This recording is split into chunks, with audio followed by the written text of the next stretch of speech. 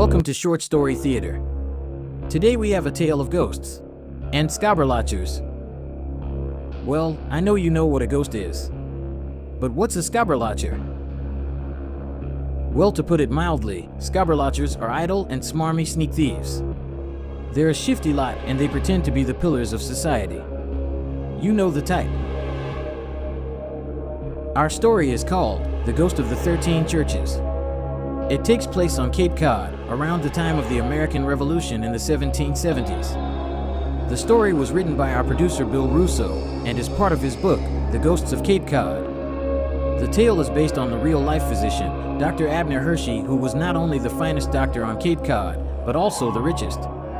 In life, he was loved by all. In death, he gave his entire fortune to the 13 original churches of Cape Cod. And that's where the scobberlochers enter the picture. Without further delay, here's Bill Russo's story of the Ghost of the 13 Churches.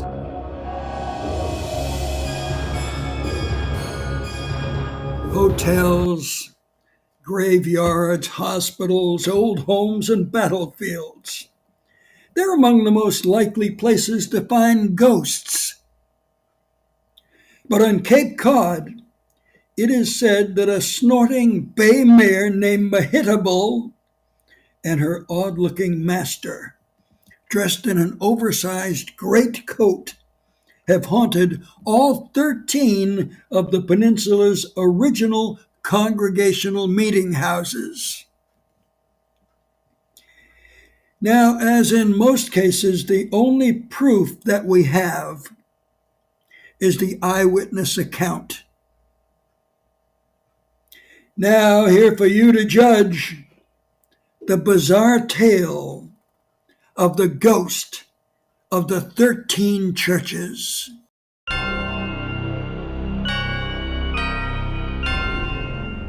My name is Elias Nathaniel. I was born on the 12th of May, 1762. I am a truthful man from the village of Barnstable. I swear that what I am about to tell you is the gospel truth. One morning in the year of our Lord, 1795, I was walking to my house, and I passed the old Barnstable graveyard. I had finished my day's work and was on my way home to supper. I stopped short when I heard the clatter of hoofs coming down the old King's Highway. I heard wagon wheels squeaking on the hard roadway, where in colonial days it was green with hay.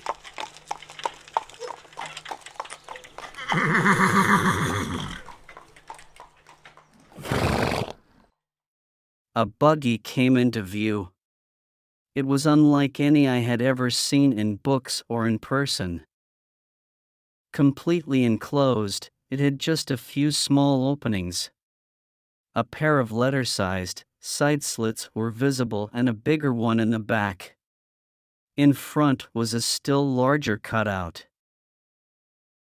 From the frothy, snorting bay mare's bridle snaps, the reins coursed up over the back of the horse and into the front opening, where an overflowing stream of swearing was building up like a symphonic crescendo. Damnation! And thunder of Jehovah! Where's my money? What happened to my land? Gadzooks! Vanderbilt! My faithful horse! I fear that the scobberlochers have squandered everything.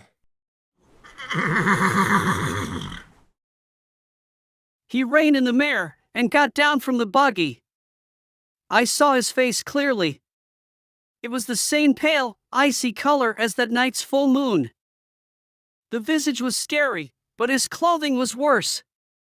He was not a small man, yet he nearly disappeared inside an overcoat that was many sizes too large for him. It appeared as if it were fashioned from cowhide, with a shiny green lining that might have been ripped from a billiard table and sewn in. The apparition screamed again. Vanderbilt! You will run tonight like you have never run before. We will go to the meeting house to find the money, and if it is not there, then we will go to the next church. We will visit all 13 parishes until we have an answer. And they will all answer to Dr. Abner Hershey. Or I will know the reason why.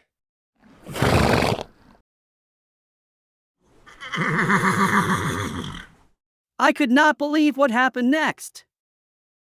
The man in the oversized coat with the green lining rose from the ground, as if being lifted by invisible hands, and passed through the door of the buggy, without opening it. I had suspected it, but then I knew for certain that I was seeing a real, live ghost. Later, I told the town clerk what I saw, and an immediate investigation of municipal and church records was begun. The results of that investigation, along with corroboration from one of America's leading physicians, have given us a detailed image of the life of Dr. Abner Hersey. Whether these facts prove his ghostliness in the afterlife is for you, dear listener, to decide.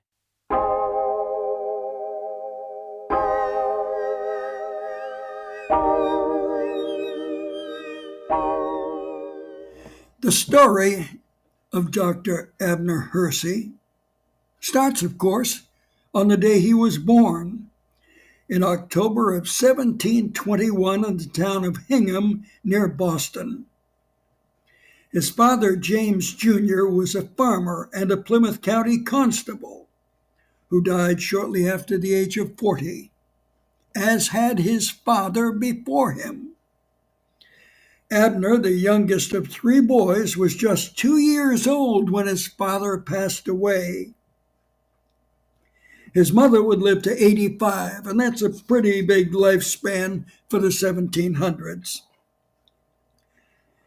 Now, when I was writing this book and this story, I unearthed a substantial amount of information from the church and town records. But the most credible account of Abner Hersey's life comes from one of his former students, Dr. James Thatcher of Barnstable. When Dr. Thatcher passed away at the age of 90 back in 1844, he left behind a number of important medical textbooks authored over his long career. He was also a well-known figure in the American Revolution, being a highly placed surgeon known even to General George Washington. After retirement from the military following 8 years of service, he began his successful medical practice. Born in 1754, Thatcher was just 16 years old when he was entrusted to Dr. Hersey in Barnstable to begin the study of medicine. During a medical conference in Boston in the early 1800s, he spoke of his mentor in an interview for a Boston newspaper. Thank you, Dr. Thatcher, for consenting to this interview. What can you tell me about Dr. Hersey? What can I tell you about Abner Hersey? He was at once the most eccentric man I have known, and at the same time, he was the best doctor I have ever seen. You say that he was the greatest physician that you ever met. But isn't it true that he had virtually no actual medical training? Yes and yes. His is a sad story. At just 17, he was sent to study medicine with his older brother James III, in Barnstable. James had built a good practice and had a fine reputation. Abner took to medicine quickly, and was a good student. Sadly, James inherited the curse of both his father and his grandfather. A brief life. He died less than 2 years after young Abner began his studies. What with their last names being the same, the ill-prepared Abner became, by default, the town's new Dr. Hersey, and he simply took over the practice. Did he get away with it? He not only got away with it, he expanded the practice. What he lacked in expertise, he compensated for, in compassion, observation, and hard work. Within a few years he had gained the respect and confidence of the entire region. He did this in a time when it took a full day to cross the 64 miles from one end of Cape Cod to the other. He was considered the preeminent surgeon of Cape Cod by the area's 7,000 residents. You said he was a bit odd. Not a bit odd. That is putting it far too mildly. Doc Hersey was madder than a hatter. He was the strangest man I ever met. But I find it hard to speak of this because he was a father figure to me. I was only 16 when I went to work for him. Tell me about the first time you met him. I got off the stage in Barnstable with one pair of pants, 2 shirts, a couple pairs of stockings and a few ounces of silver. Abner had come to get me with the enclosed buggy that he had made himself. All 4 sides and the roof were covered with stiff sheets of leather, nailed to wooden poles. There was not another like it anywhere in the world. It was pulled by a bay mare named Mehitabel. She had a reddish body which contrasted with her solid black ears, mane and tail. The oddity of his conveyance paled in comparison to his attire. When he got down from the buggy, I failed to see any trace of a human being for a moment, due to the overlapping folds of cowhide. He wore a greatcoat, fashioned from 7 cows. An oversized hood masked his face, and his body seemed to have been washed away by the overlapping waves of leather. The strangest thing about Dr. Hershey was his hypochondria. Always certain that he would catch whatever disease his patients had, he nonetheless dove into every case, and gave 100% of himself until a cure was effected. Each time a crisis was past, and his charge recovered, he would lament to me, "I have done it again, James. I have cured my patient, but I have signed my own death warrant, for I certainly have caught the illness myself." After each dramatic cure, Dr. Hershey would take to his bed for a few days, unrolling all 12 of his blankets. He would remain in this state until he felt that he had sufficiently sweated out his terminal disease. Then he would get up and resume his rigorous work schedule. Those were the words of Dr. James Thatcher, who was an apprentice doctor at the time of the Battle of Bunker Hill in Boston, who became a well-regarded army surgeon during the American Revolution, known even by General George Washington. In 1783, he went into private practice and worked hard right up to his death at age 90. As for Dr. Abner Hershey, he became even more eccentric, while at the same time single-handedly doing the work of half a dozen healers. For many years after his death in 1787, people still spoke of him. Often such talk was in a tavern. And such was the case of a farmer named Seth Hillier Jr. In exchange for drinks, he was always ready to tell a few yarns about the quaint Cape Cod general practitioner.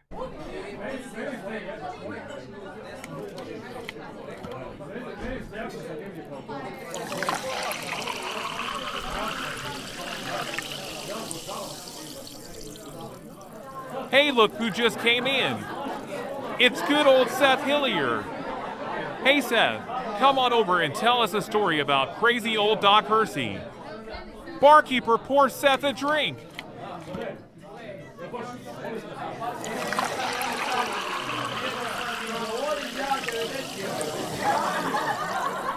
Well, thank you kindly for the drink.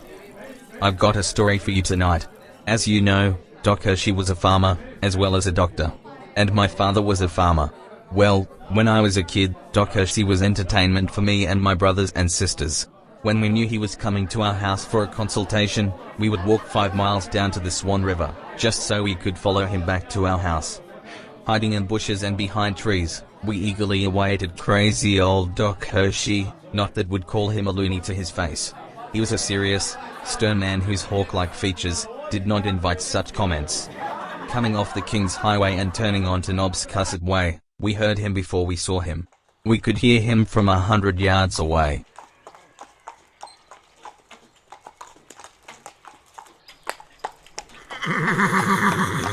Damnation and hellfire! I would give 400 bales of hay right now for a cot to lay in beside this horrible roadway. Get up, Annabelle! Get up! Faster, old girl, or the pox is gonna get both of us before we ever get to the Hillier place. I'm only alive now, by the grace of God and the green baize lining in my coat. It's ill luck, Annabelle. Ill luck and ill fate. This year, 1786, it seems like the pox might kill off half of Cape Cod. I found Josiah spent, dotted with more spots on him than fleas on a rat. I cured the old sailor, and he will probably live forever, but I'm certain that he's given the red plague to me. I might not last the night. Old Doc continued his conversation with his horse, while me and my siblings secretly followed along. It was deep into autumn and chilly, but despite the coolness, Doc Hershey was sweating profusely. He was certain that he was being gripped by the disease. He cursed the pox, and then he cursed Josiah Spence for getting it.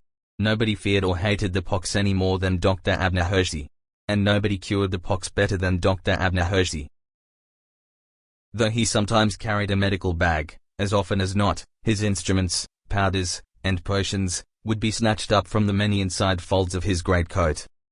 Dr. Hershey feared nothing, except the pox. As he prodded me hittable towards our house, his fears grew and grew. By the time he arrived at our front porch, he was shaking like a leafy tree in a northeaster.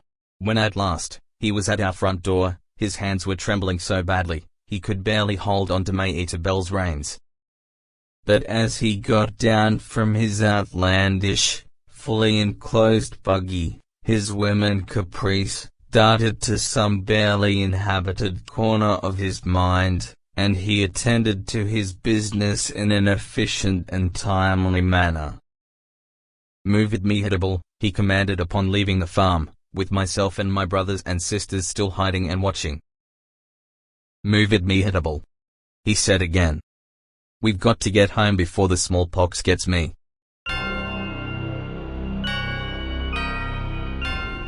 Despite his eccentricities, old Doc Hershey was considered the best doctor in Cape Cod, and maybe even the finest physician in all of the New England. As good a medical man as he was an even better farmer. He had the magic green touch. Any field that Dr. Hershey purchased was bound to prosper. And as time went on, he bought many. And no matter who he hired to keep the land, he always supervised the feeding and weeding of the crops to ensure uniformly excellent fields. Yes, Dr. Hershey's reputation and his prosperous farmlands were the envy of all of Cape Cod. As a young boy, his first education came at the handles of a plow, tilling the sandy fields of his father's farm. Now, you might expect that Dr. Hershey would have felt affection for and have been kind to the widow of his brother James. For it was from his late older brother that Abner received his only clinical training, and from whom he inherited the medical practice. Well, it seems as though the widow also expected that she would find some special kindness from the doctor. The proof of how wrong she was came when she wrote to her brother-in-law, asking if she might come for a visit to see how he was faring with her husband's practice. Historians have preserved the terse, rude answer he posted back to her. "Madam, I cannot see you. I have neither hay nor corn for your horses. I have no servants in my family, and I would rather be chained to the galley oar than wait upon you myself." Undaunted, the brave woman came for a visit anyway, and here's what she wrote to a friend after that visit. "He is as daft as the worst inmate at Bedlam. At the foot of his bed, he has 12 blankets rolled up high. In summer he uses 2, and as autumn approaches, he rolls down 1 or 2 more every month. Until in January, as he puts it, it's 11 blankets cold. Then in February, it's 12 blankets all told. He refuses to heat his house. He says he has no need for heat because he has 12 blankets. When I asked him why he had no fire to cook his food, he replied that he does not cook food. He eats only raw fruit and vegetables. He takes no beer, rum, or whiskey. He drinks only milk and water. Whether during her departure the widow laid a curse on her brother-in-law, history does not tell us. But not long after she went back home, real trouble did befall the healer that many people called the Angel of Cape Cod.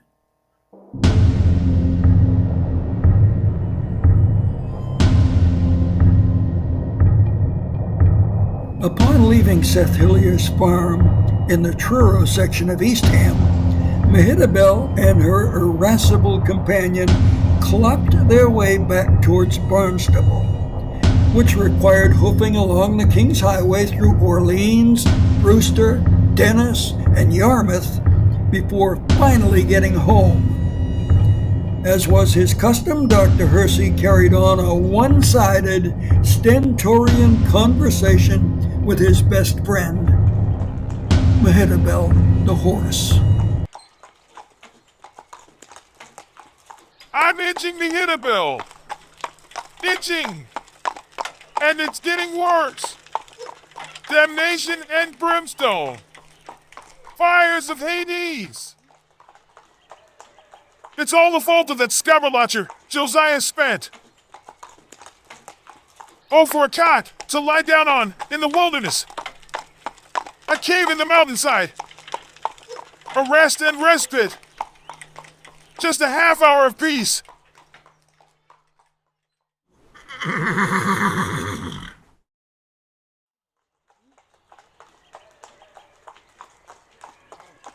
I will tell you, Mehitabel. If we make it home, I'm going to take to my bed for a fortnight, if I last that long. And if I do not, I swear that I will haunt Josiah Spence Scaber's soul, and prod every plague spot on his body with a sharp quill pen until he writhes and screams in pain more than any other man in the history of Barnstable County. The nerve of that man! After I cure him of the plague, he gives the pox to me. It is in my left leg. The itch. It itches. It is under my collar. It is everywhere. I can feel the spots bubbling up. Faster, Mehitabel. Take me home.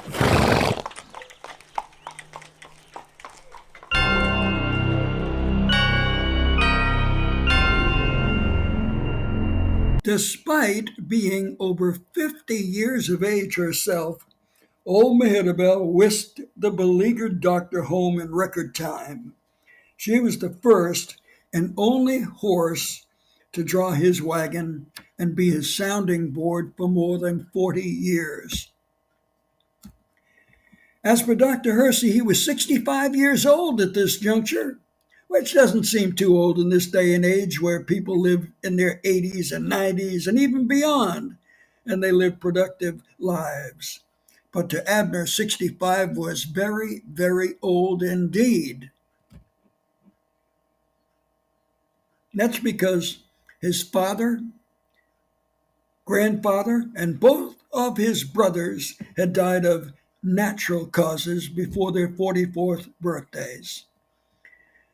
Abner felt that it was his austere diet that kept him going for as long as he had.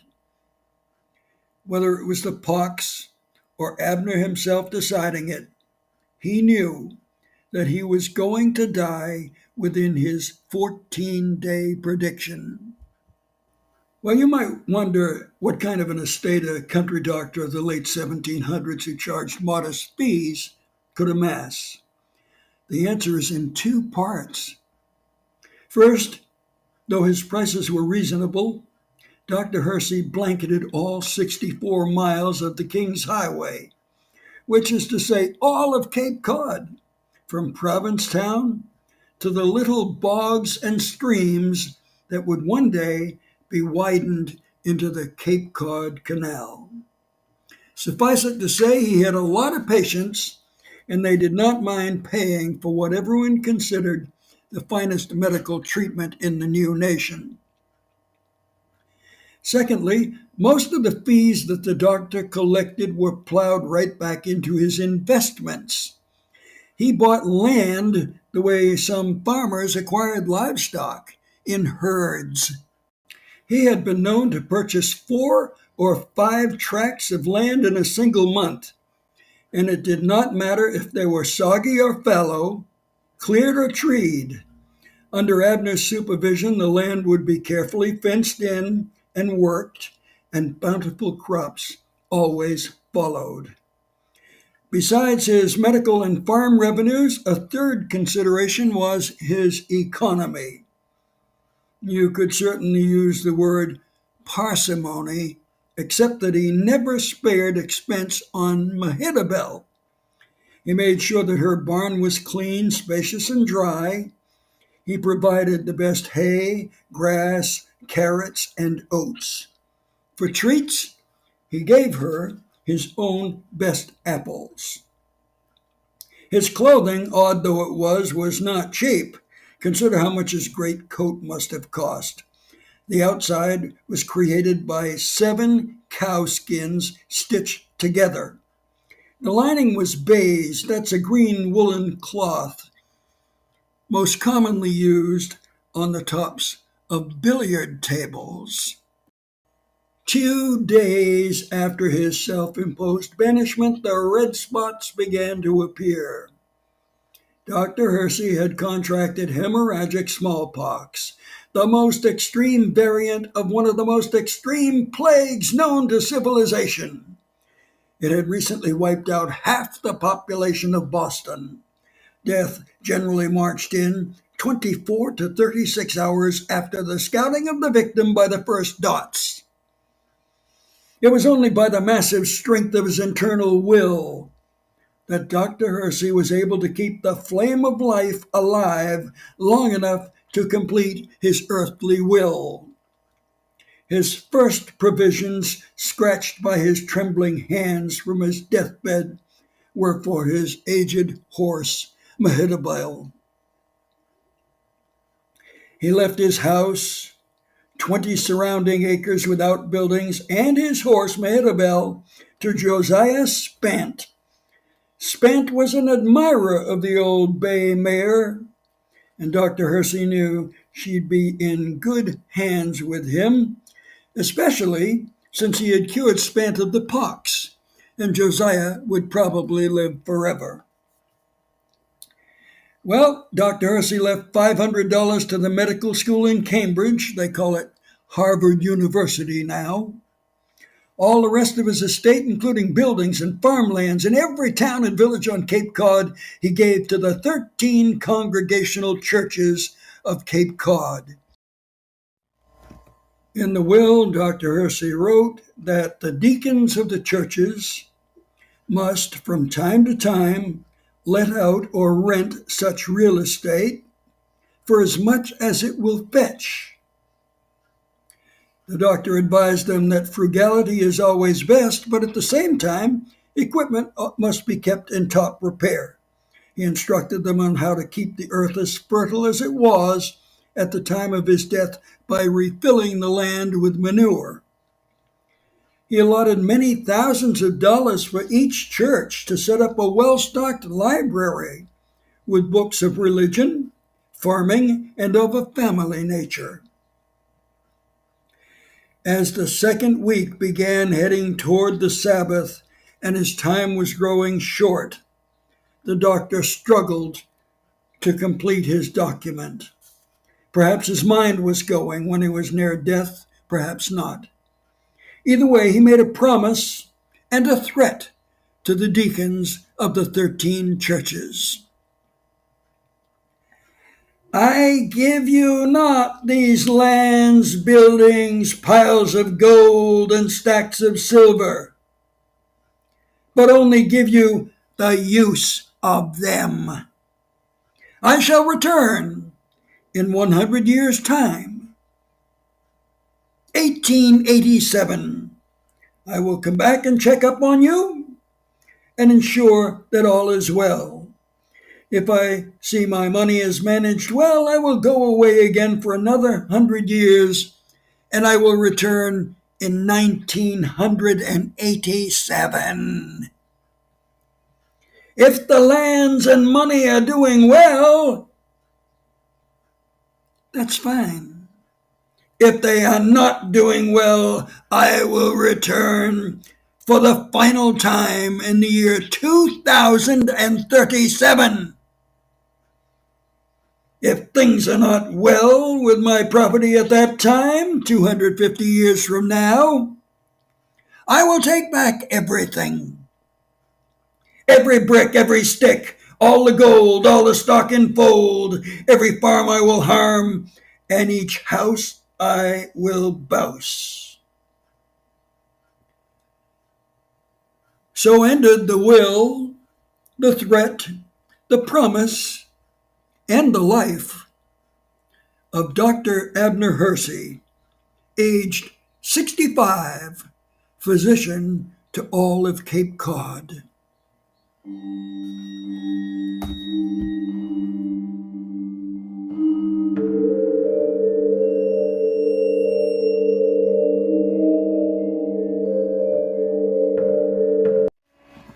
I expect right now that you might think I'm going to say the end, but perhaps it's the beginning.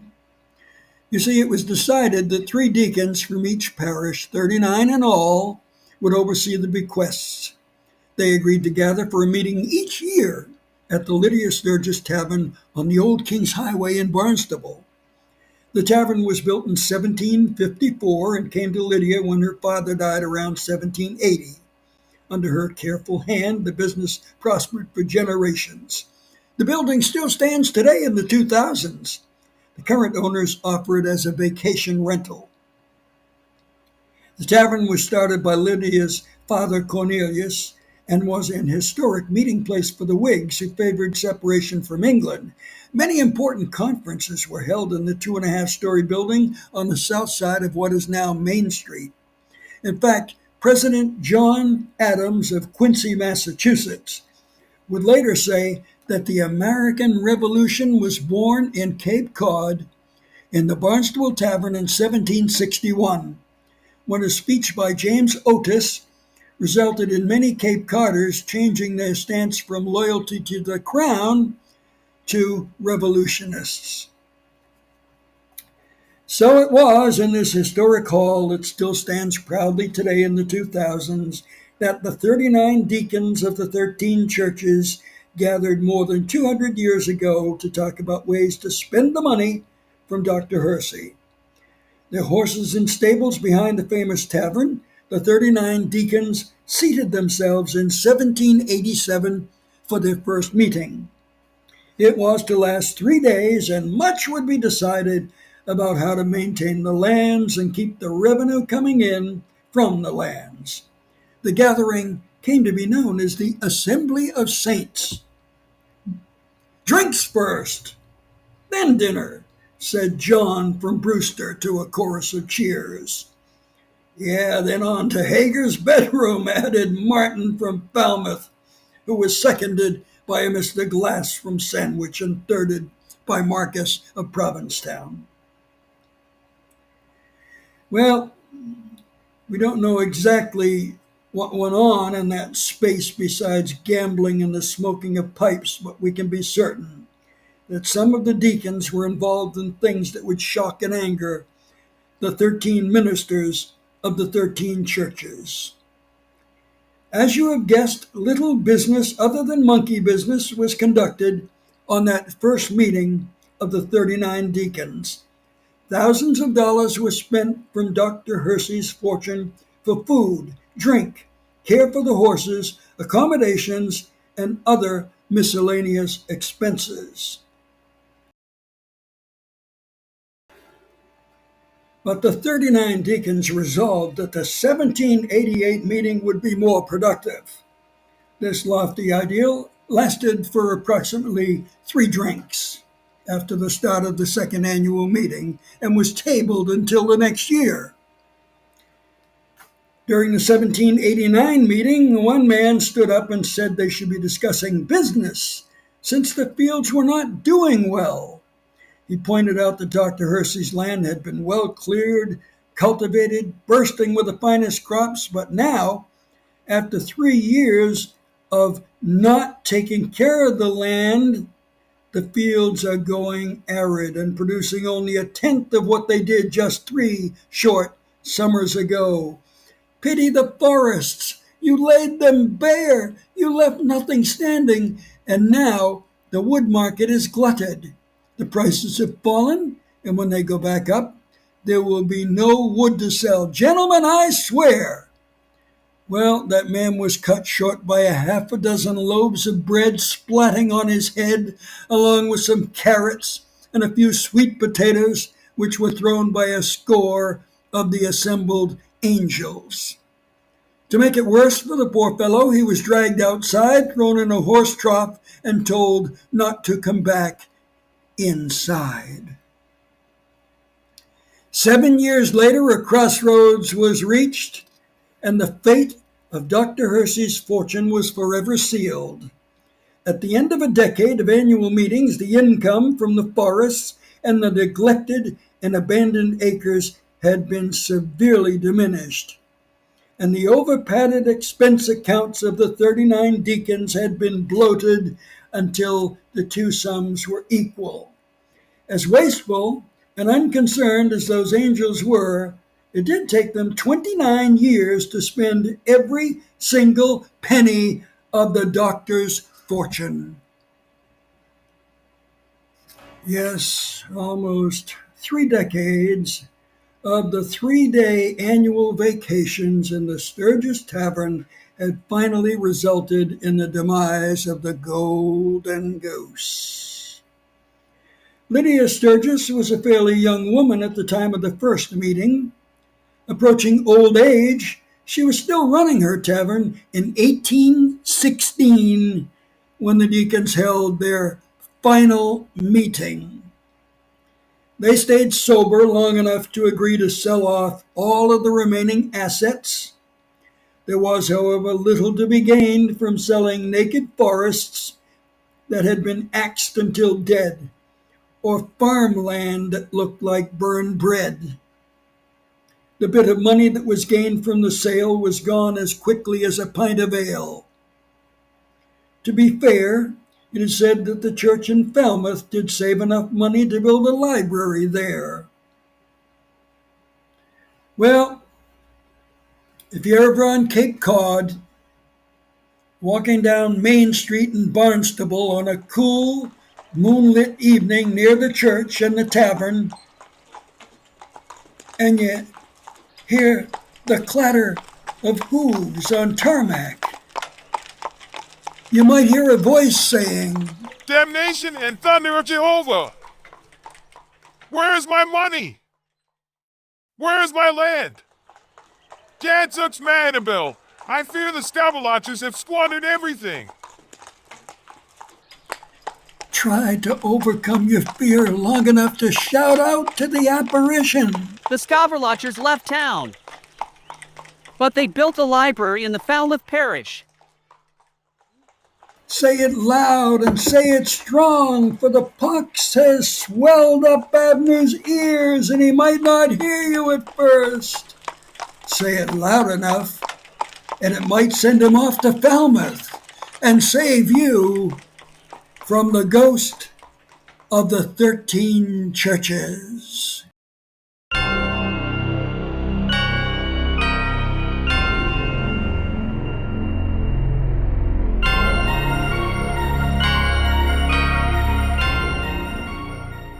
And so closes The Ghost of the 13 Churches. Our story today was written and directed by Bill Russo, based on one of the tales in his book, Ghosts of Cape Cod, which is available on Amazon, Smashwords, Barnes & Noble, and other online booksellers. This is Marty Fine speaking for Short Story Theater. Thanks for listening, and come back again real soon. Won't you?